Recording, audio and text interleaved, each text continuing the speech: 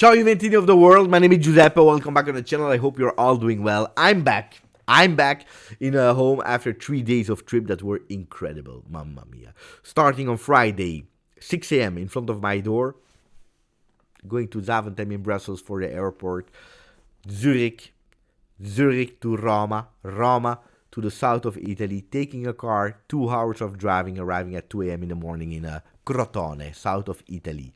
Sunday, 2 hours to the airport with a car, from there to Milano, and from Milano to Brussels. I arrived here yesterday, it was 8 p.m. No, 9 p.m. So what a trip. But the beautiful thing is what happened on the Saturday, so between the Friday and the Sunday, and it was extraordinary.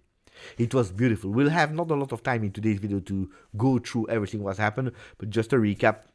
I interviewed, I had dinner with Moreno Torricelli. I spoke with Gianluca Pessotto. I interviewed, I spoke, I had dinner with Sergio Brio, another generation, but I also won that Champions League together with Michel Platini.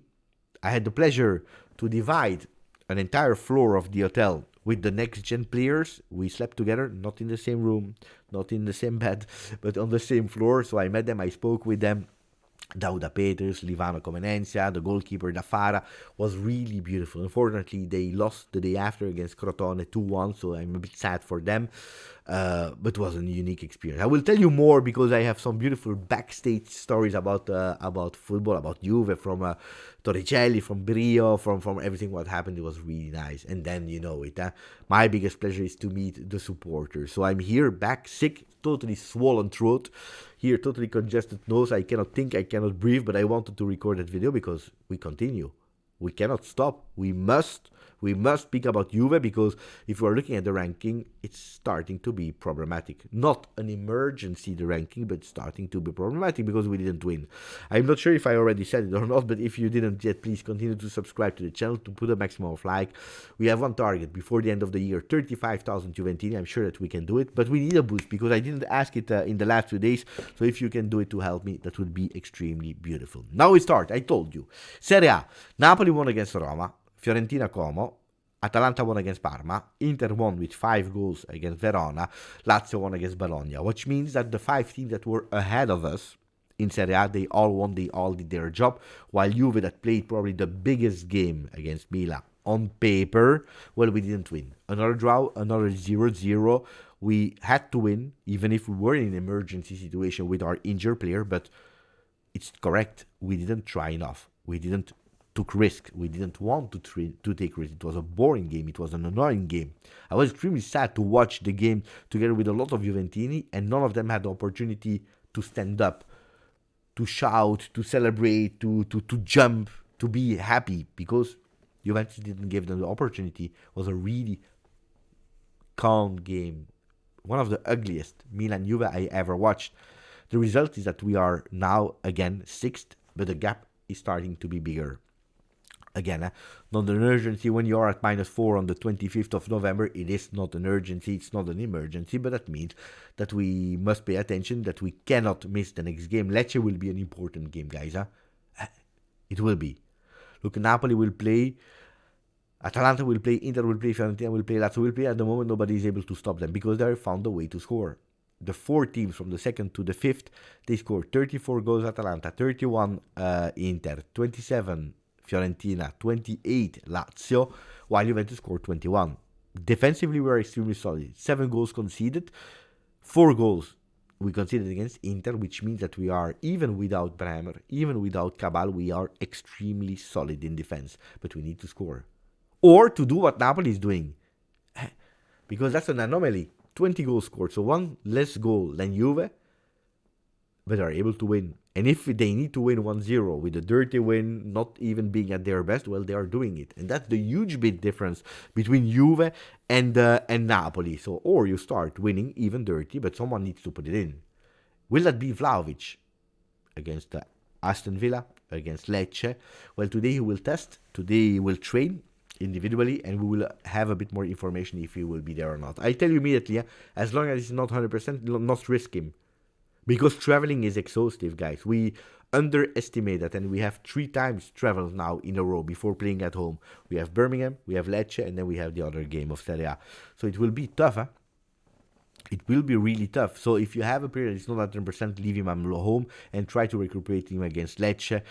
If he can, of course, I would be happy that he would be there with the team against Aston Villa, even if it's on the bench, ready to give something. Because let's be honest, guys, without Dusan Vlahovic, at the moment, we are not scoring. The people that replaced him, that subbed him in, all of them, every time that it happened, they were not able not only to not score, but they were not able also to not go on target. Nico Gonzalez, you remember against Roma? That was the first time that Dusan was subbed out. 7 minutes for him, 0 shots on target. 7 minutes, you will tell me. But exactly the same happened with Weah. 45 minutes played for him against Napoli, 0 shots on target. Mangula, Yilis, and again Weah, they were not able to do. And then we saw McKennie and Koopmeiners against Milan. It was a really hybrid solution, really strange 90 minutes for them. Hey, they didn't score. They didn't score and they didn't shoot on target. So they need to take responsibility also on that. That's why I'm not happy when we blame only Dusan Vlahovic, because the reality is, ragazzi, no. It's not only Dusan Vlahovic, because without Dusan Vlahovic, we are not able to shoot on target neither. We are not able to create. We are not able to be really creative, to go on target, to be dangerous. But with Dusan Vlahovic, a lot of time it happens exactly the same. And sometimes he's also missing goals. So I think that the truth is always in the middle. I'm not a huge fan of some comments that I read sometimes here on the channel that are telling me, all the people were busy blaming Dusan. And now that he was not there, everyone saw how bad we are attacking-wise. No, I don't believe that Juventini, they were not aware about our difficulties up front with Dusan Vlahovic, without Dusan Vlahovic, because football is a team sport. Football is a team sport. That means that everyone is doing well, everyone is doing bad, everyone is doing così cosa, but we need to find now consistency. All of us. Thiago Motta first, Dusan Vlahovic, and the players, like for example Kefren Thuram, that we saw really, really, really well against Milan, probably the best one. The best one there in the middle of the field. No, probably, surely. Also won the man of the match. What a performance. His best one with the Bianconeri colors. I was really impressed. I was super happy to see him. He was everywhere, offensively, defensively. I think that there were a certain moment like Thuram on the field. What a player. Beautiful. And I'm happy that today the papers are speaking about him, then probably exaggerating Thuram better than Rabiot. The performance that I saw against Milan was an exceptional performance from Thuram. And I would be happy if, at the end of the career of Thuram at Juve, we said he gave us more than Rabiot. But I don't like these ups and downs, because 2 weeks ago, we were speaking about a Thuram that was a total flop, that Giuntoli flopped again another signing, that he was not good enough, that he was not the new Pogba that we were all expecting, even if I told you he's not Pogba. We go from one extreme to the other, and in today's world, we need to be strong. Or it's pro him, or it's against him, or it's plus, or it's minus. And no, because it's the same player that we are speaking about. It's a player that arrives in Italy, 23, from Nice, that is a smaller team in a smaller league. There is probably also feeling that tension of playing in the team from his father. And now he's doing well, and I hope that he can continue like that, because he's a really great player. Happy for Thuram. We also need Koopmeiners that we didn't see a lot since the beginning of the season. He arrived already after the 2 first games of the season, in the last day of Mercato, or the day before. In the meanwhile, the ribs, that probably still, it's still painful even today. And apparently, they are telling us today, the rumors, that Koopmeiners plays with 38 of fever. I already saw people already saying, but the performance was disgusting, Beppe. He missed the controls, he was invisible, he was nowhere, and you're all correct. You're all correct. It was not beautiful. Beppe, it's an excuse. No. Why? I don't know. Maybe it is, maybe it's not. I can just tell you that, for example, I am sick today. I showed, you see that it's not the same intensity, it's not the same performance. But I'm here to record my video. Like Koopmeiners said, you know what? My team is already missing 7 players. I cannot say no. So I really want to applaud the sacrifice, but the performance was not beautiful. And now against Aston Villa, we will need him. It's an Aston Villa that is really in difficulty. And the last 6 games, they lost 4. They won 2. No, sorry. They lost 4. They drew 2, so it's 6 games without win. The last time they won was against Bologna in Champions League. So we have an opportunity there to do well, but if we want to, whoever is playing, Koopmeiners, Thuram, if Dusan is there or not Dusan, we must score, we must win. And I want to finish with the last chapter of today. Alessandro Del Piero, according to all the reports since yesterday, it's a serious possible candidate for Federazione Italiana Gioco Calcio presidency.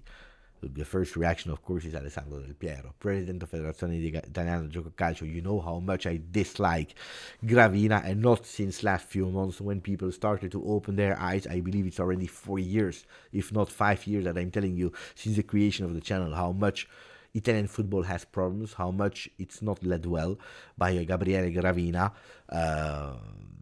I was against him with the -10, with the -15. I was against him before. I told you so many times that some things were strange.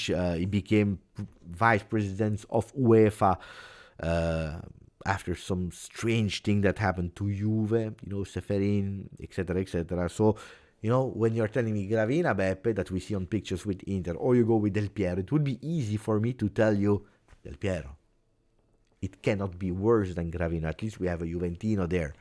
But I don't think it's correct to say that, and I will be extremely unpopular. Del Piero, my favorite player. Best ever.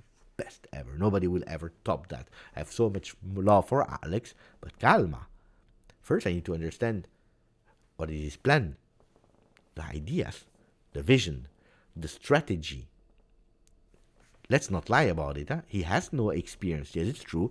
He's managing since a few years restaurants all over the world. He's managing some wine business. He was head for a while for a Juventus academy in LA, I believe, if I'm not wrong.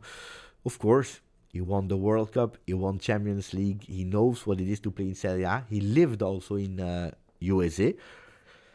In Australia, he saw India. So in terms of, watching something else, the entertainment of USA is something that helps, that is in favor. He has a lot of things that you say, look, Del Piero is the right name, the right choice. But pay attention, because presidency, it's not only your idea, your vision, but also the strength, how you're able to implement them. Can you do that? Do you have the resources? Will you have people that will only block you, or will you be able to do them, to transmit them? And we know that today, for example, Alessandro Del Piero has zero experience at that level in administration. Like, for example, Chiellini, that also went to LA, business, graduation, etc., etc. He started to learn, and now he's going to a minor role, starting to discover the job, to one day doing something. That's something that I'm missing from Alex, so I'm not sure. Then tomorrow, if he shows a beautiful plan, first of all, it needs to be official, because it's not official. If he shows us a beautiful plan that I find myself in, and I said, okay, like, full support to Alex. But if it's someone else, guys, that has a better plan, then it's someone else. That's what I wanted to say about Alex Del Piero. So I wish that he becomes the president. I wish that everyone will support him, that he will be loved, that he have the resources that he can do, that he have a beautiful plan, vision. But what is important here, it's not it was a great player, so he will do well. It's not he played football at high level, so he will do well. It cannot be worse than Gravina. It's to have the right person on the right spot. And if it's Del Piero, I will welcome him with right open arms. If it's someone else, it's someone else. Because we are speaking about Federazione Italiana Gioco Calcio, not about Juventus. Juventus is a consequence of the decision of Italian football. That's what I wanted to say. All sick. I hope you appreciate it. So put a maximum of like. Don't forget to subscribe. Grazie, forza. Juve.